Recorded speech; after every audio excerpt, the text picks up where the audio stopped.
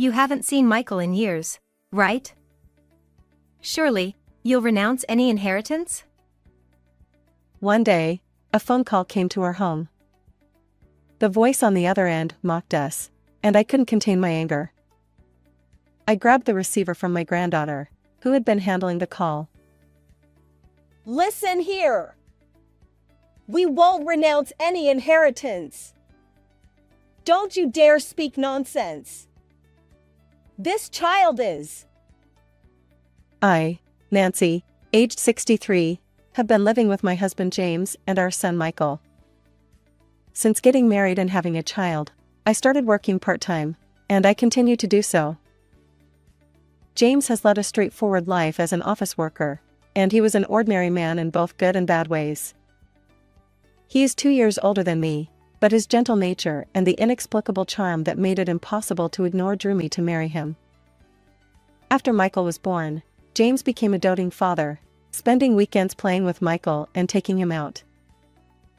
Our son Michael has always been sociable, diligent, and excels in academics. He's an all-around talent, both in sports and studies. In a positive sense, he's such an outstanding student that it's almost mysterious why a child like him was born to us.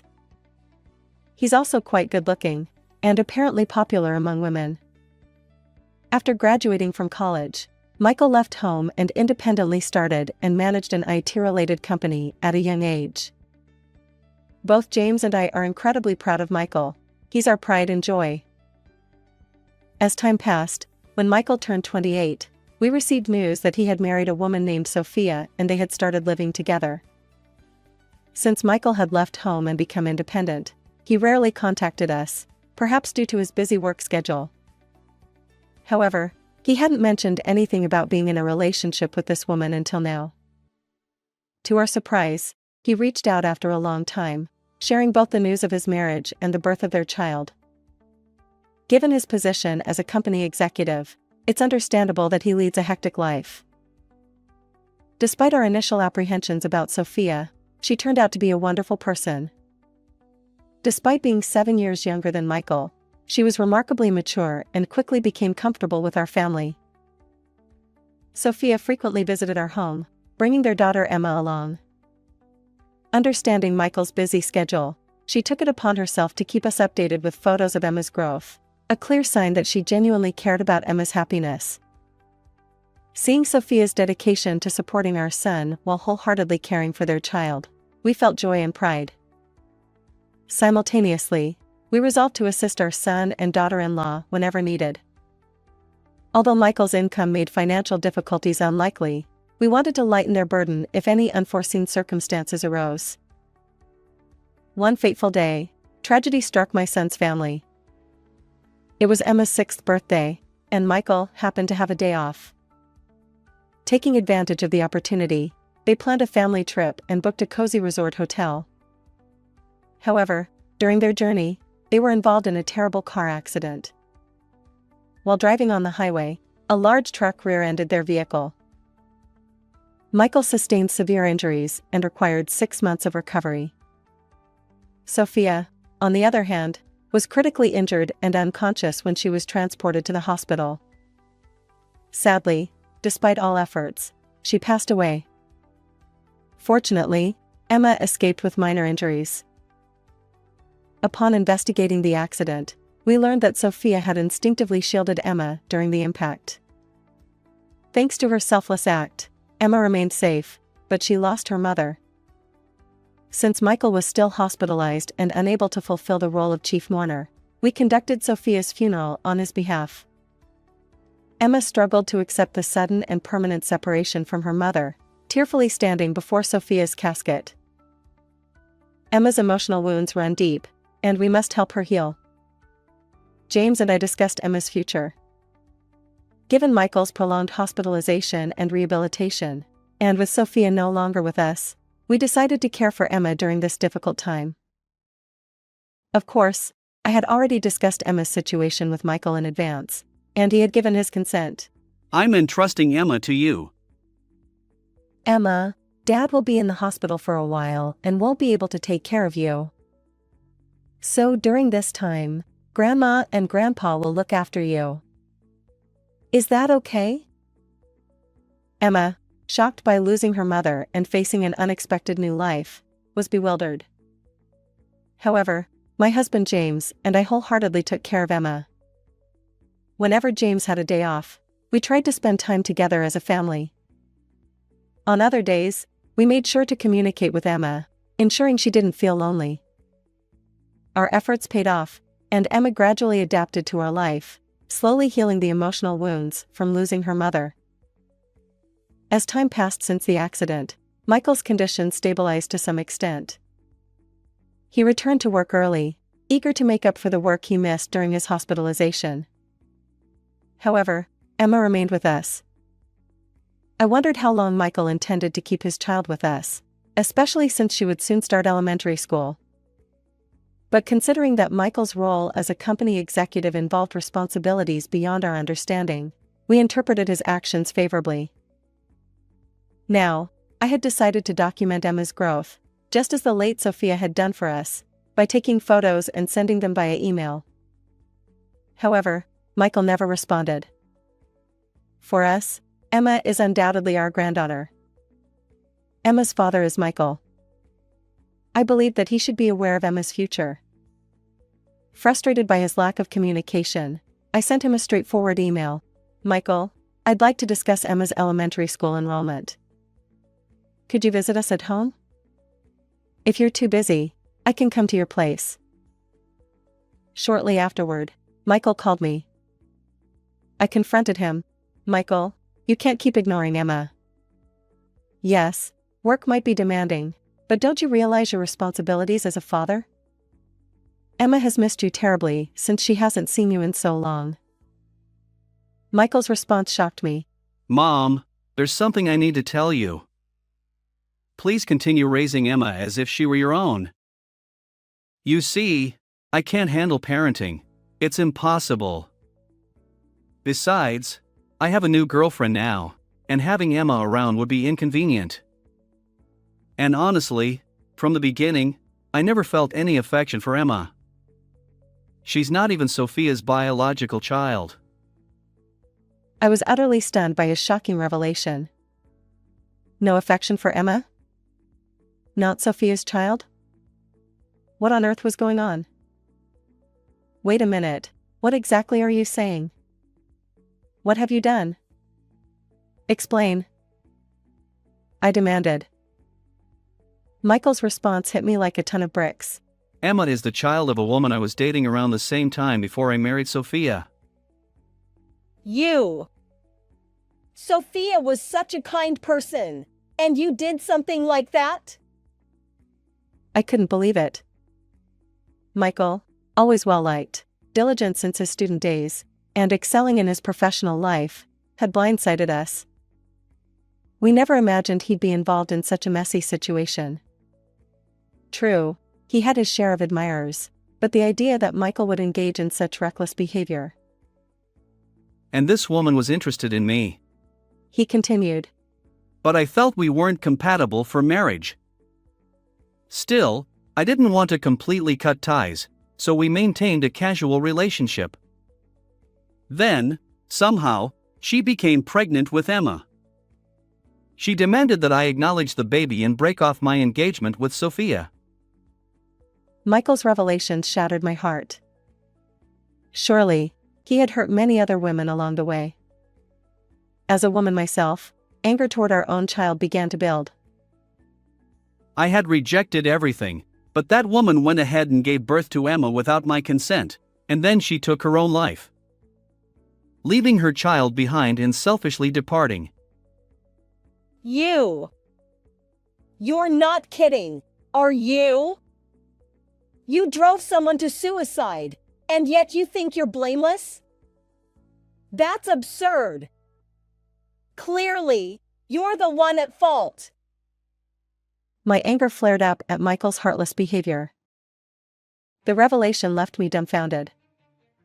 Sophia, who had loved Emma unconditionally despite not being her biological mother and the birth mother of Emma, whom I've never even seen. And now, my own son has caused immense trouble. What must Emma be feeling? How did Sophia raise her with such love? I wondered aloud. You can't possibly understand. I never imagined my own son would turn out to be such a disgrace. Do you think we'll entrust you with Emma? We'll take care of her. Michael's response was callous. Enough with the nagging. It's none of your business how I've been involved with women in the past, right? Anyway, I have no intention of raising Emma anymore. I already have a new girlfriend, and we're getting along just fine. So, let Emma be taken care of on that side. As I listened more closely, I could hear laughter in the background, probably from the woman he was with. Just hearing her laugh while discussing such matters made me suspect she wasn't a good person. And Michael, choosing someone like her, seemed to drift through relationships without discernment. I sighed internally. Even if I think it's futile, I'll offer one piece of advice. Being careless in relationships with women will only lead to trouble eventually. Michael's dismissive reply came swiftly. Sure. Thanks for your concern. Goodbye. Clearly, he found further conversation with me bothersome. Michael hung up with an air of resignation. Grandma, why were you so upset? I hugged Emma, holding back tears as I explained. Emma, your father seems to be very busy with work, and he can't take care of you alone. So, you'll continue living with us. I'm truly sorry. I lied. I couldn't possibly tell Emma that her father had abandoned her. She looked at me with concern, and I continued. You know, Emma, Grandma and Grandpa love having you here. We're happy to take care of you. Her expression showed a hint of sadness, but she accepted my words. Afterward, I consulted a friend who was a lawyer about the situation. We discussed various options, and it was decided that Emma would be formally adopted through legal guardianship.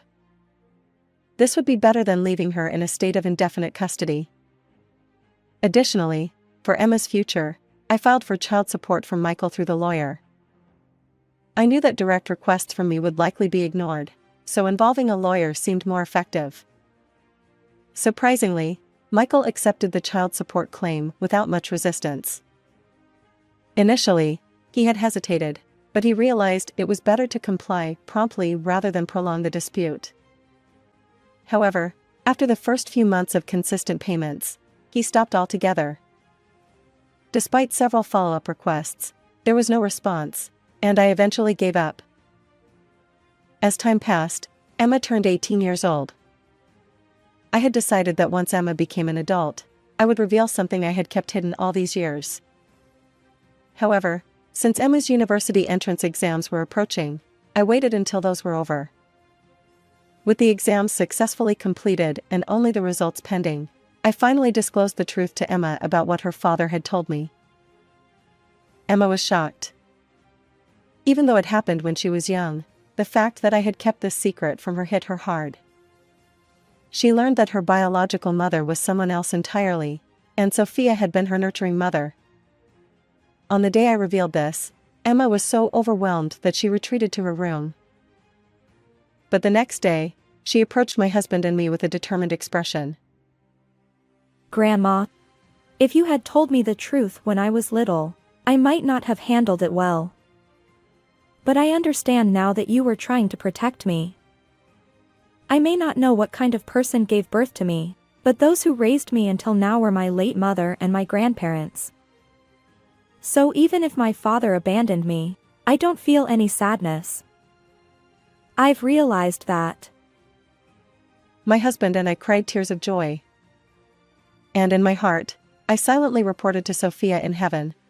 Your daughter has grown into an admirable young woman. A few days passed, and then one day, the home phone rang. Emma answered the call. I noticed her tense expression immediately, so I moved closer to eavesdrop. The caller identified herself as Michael's wife, The same woman whose voice I had heard during my last conversation with Michael. Emma's shock was palpable. Emma, you're Michael's child, right? I'm Michael's wife. You haven't seen him since then, have you? Yes, that's correct. Exactly. Now, here's the main point. Michael passed away recently. What? Is that true? Both Emma and I were taken aback. Despite the lack of communication, I never expected Michael to be gone. Strangely, his wife didn't sound particularly sad, despite being his spouse.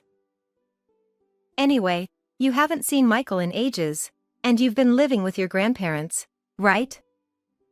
So, you're practically strangers with Michael now. Considering that, you won't be inheriting anything, will you?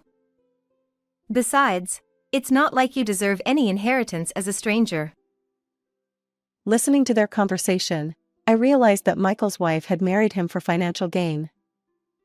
Michael was no saint either, but to end up with a woman like this as his last spouse was beyond belief. My anger was reaching its breaking point. Inheritance? Overwhelmed by the woman's forceful words, Emma faltered. I snatched the receiver from her hand. Hello? This is Emma's grandmother. I've been listening, and who do you think you are? You're after money, aren't you? Well, we won't renounce any inheritance. I shouted at the woman, my anger boiling over. I hung up the phone. I couldn't let someone like her have her way. Emma looked at me, still a bit frightened.